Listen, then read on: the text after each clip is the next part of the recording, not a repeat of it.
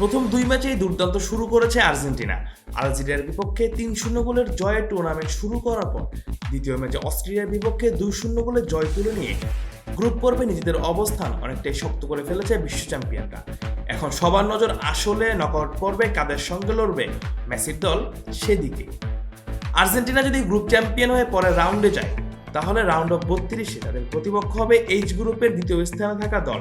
বর্তমান পরিস্থিতিতে এইচ গ্রুপে স্পেন শীর্ষে থাকলেও দ্বিতীয় স্থান নিয়ে চলছে তীব্র লড়াই, যেখানে উরুগুয়ে এবং কেপ ভার্দে খুব কাছাকাছি অবস্থানে রয়েছে। গ্রুপ চ্যাম্পিয়ন নির্ধারণের সমীকরণ বেশ জটিল হয়ে উঠছে। এইচ গ্রুপের শেষ 2 ম্যাচে স্পেন খেলবে উরুগুয়ের বিপক্ষে এবং সৌদি আরব খেলবে কেপ ভার্দের বিপক্ষে।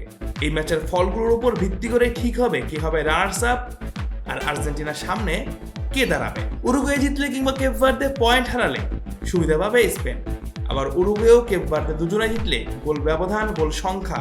প্রাণ সসের মাখামাখি টেস্ট নুডলসকে করে তোলে আরো ইয়ামি, আরো জোস। প্রাণ সস, সসের বস। এমনকি ফেয়ার প্লে পয়েন্ট পর্যন্ত হিসাব করতে হতে পারে।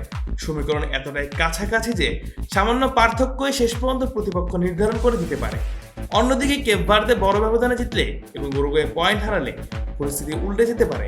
তখন স্পেনের বিপক্ষে ম্যাচের সম্ভাবনাও তৈরি হবে। আর যদি আর্জেন্টিনা কোনো কারণে গ্রুপে দ্বিতীয় স্থানে শেষ করে, তাহলে সম্ভাব্য প্রতিপক্ষ হবে এইচ গ্রুপের চ্যাম্পিয়ন দল।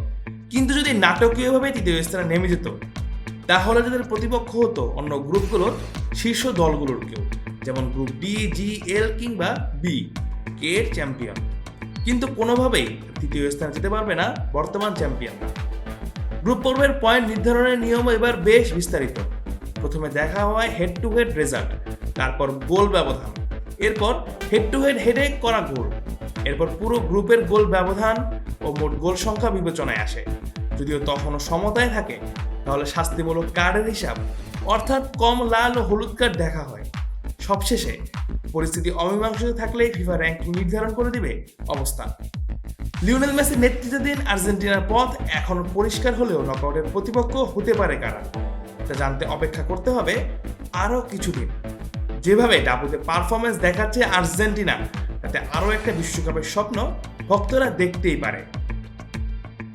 তাই দরকার কেবল ধারাবাহিকতা।